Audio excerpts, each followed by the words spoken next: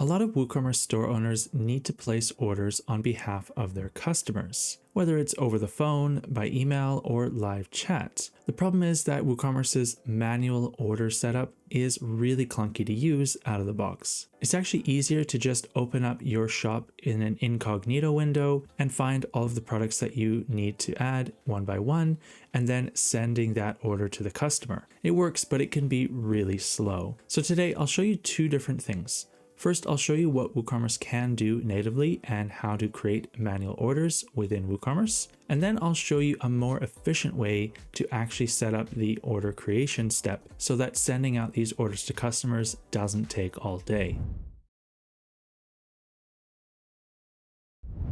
So like I said, WooCommerce does let you create manual orders directly in the admin. So we'll start here because it doesn't require any extra plugins. All you need to do is go to the WooCommerce menu item and then click on orders, and then you can click on add new order. From here, you're going to need to enter all of the customer's billing and shipping details. If you already have them as a customer and these details are saved as part of your website, then you can find the customer by typing in their name here, and then you can click on load address. And that's going to load in all of the details from that customer so you don't have to enter them manually. Phew! All right, so that's going to save us a little bit of time already. Unfortunately, if you don't have them as a customer, you will need to add all of these details manually. Then let's scroll down and we can see here, this is the actual order screen. And what we can do is we can start by adding items. Click on add items and then add products. And then you can search for products.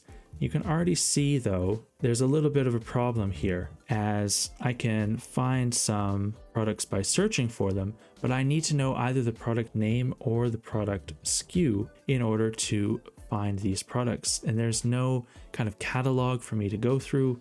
I can't see it like I see it on the front end of my shop. All right, so let's say I've added a couple of these items. Maybe I want to add 2 of these shirts and then click on add here. All right, so we have several different variations of this shirt loaded into the cart, and then we can add a coupon, or we can click on add items and we can add things like taxes as well. So I'll click on add and then click on recalculate, and that's going to load in the tax amount as well. Again, if you want to add something like shipping, you can click on this option here and you can edit the shipping amount as well as how much it costs. So once you've actually added everything into the cart here, as well as the taxes and shipping, then you can go up to here and you can click on choose an order action. And the easiest thing to do from here is to just send the order details to the customer. This is going to create an email and send it to them with their saved details. So then we can click on create and then check here in the order notes. You can see that the order details were manually sent to the customer. There's one other option you have, which is to click on the customer payment page.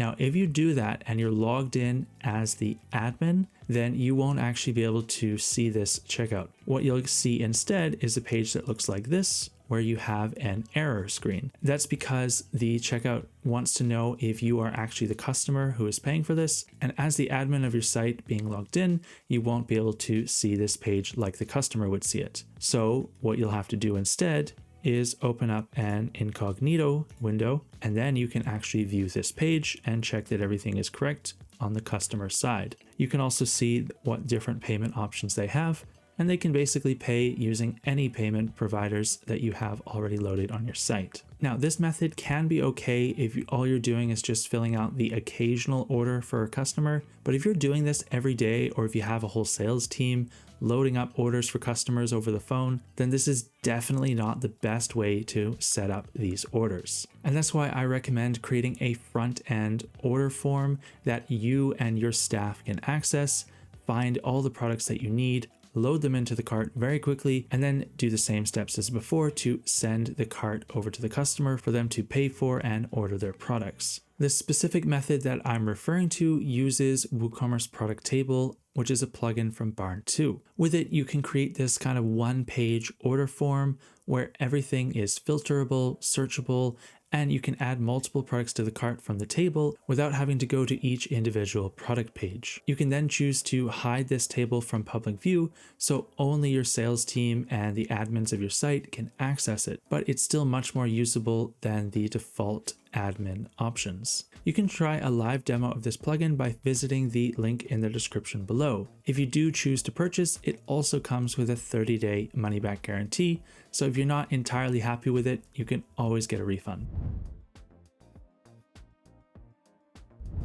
I'm going to proceed with this tutorial as if you've already bought the plugin. So the first thing you need to do is get the plugin zip file from the email we sent you, and also take note of your license key. Go to your plugins page on your WordPress admin, scroll up to the top and click on Add Plugin, and then click on Upload Plugin. And you're going to drop the zip file into this box here, and then click on Install and Activate. If the setup wizard just launched for you, then you can enter your license key there and click Save, and then you can actually close out of the setup wizard and just follow the directions from this video. So first I'll find the settings page for my plugin, WooCommerce Product Table. And again, if you didn't do this already, you can enter your license key into this box here and then click on Tables. So if you're a little lost, we're here under Products, Product Tables, and the Tables tab. And what we'll do is click on Add New. We'll call this one Manual Orders. This is just an internal name so you can keep track of all your different product tables. And then what we'll do is we'll click on Add to a page using a block or shortcode. This way we can create a private order form page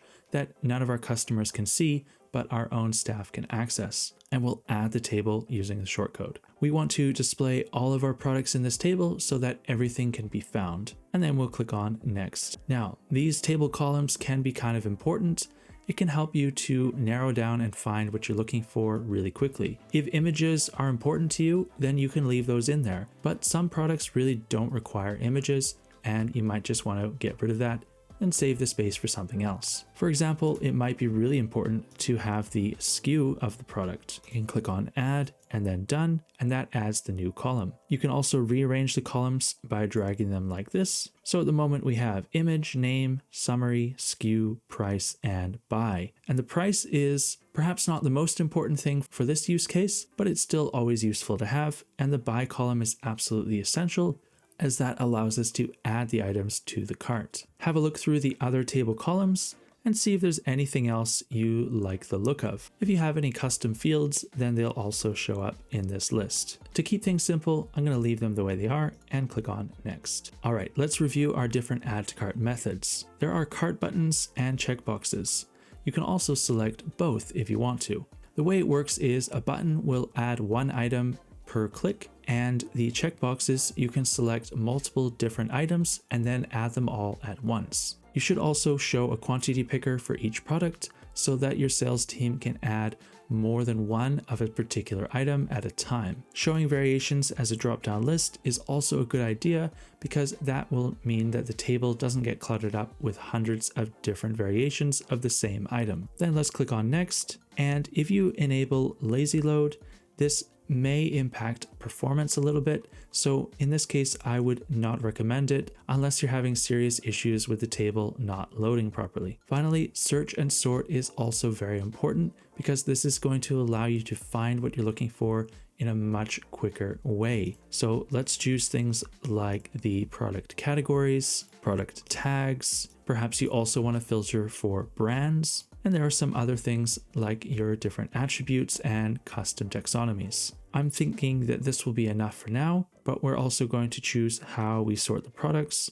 At the moment, it's set to default WooCommerce order, but we could sort it by the name of the product, which might be a more logical way to sort for some people. Once that's all ready, we'll click on Next. Now our table has been created, and you can see it's created a product table ID, and this will be unique to you depending on how many different product tables you've created. Apparently, I've created 23 already. We can copy this shortcode and bring it to our new page that we'll create next. So we'll go to Pages, we'll click on Add Page, and let's call this one Manual Order Form. Then we'll type in shortcode for the shortcode block, and we'll finally paste our shortcode from the product table. And then we can click on publish. Now we'll go back to the admin page. We'll find our manual order form, and then we'll choose the quick edit options. And this is really important. We'll make this page private. And that way this page is only going to be accessible to website administrators or users who have the access level to see these private pages. Then we'll click on update. Now let's view this page and see how it looks. Awesome. So first let's just check what's up at the top here. We have our categories of different products, tags, as well as various brands if we have those saved with our products. And we can go through the table, and this is where the magic happens. If you want to select a color or size for a variable product, you can do that really quickly. You can add multiple items from these quantity pickers, and by using these checkboxes, you can see I'm adding all these items into my cart without actually having to click on or go to these individual product pages. And then you can actually see add 7 items for $262, which is a really handy feature, so you can see how much the order is going to be and quote that to the customer before you send it to them. When you click this button, it's going to actually create that order in the basket. And then if you click on view basket, you can share this cart with your customers by sending them this specific checkout link. So you can copy that here and send it out to them via email or text message. For customers who already have an account on your shop, you could use a plugin like this one, Shop as Client for WooCommerce, which works for manual or phone orders. This allows you to switch to their account before you go through the shopping process and placing the order. This way, the order gets assigned to the customer automatically. For new customers, you have 2 options. You can allow guest checkout, which is a setting within WooCommerce, or you can ask them to sign up with an account when they create their order, and that will capture their email. If you want to test out WooCommerce Product Table for yourself, you can click here to launch a free admin demo. And then you can watch this video for a full walkthrough of all of the plugins, settings, and features. And of course, thanks for watching.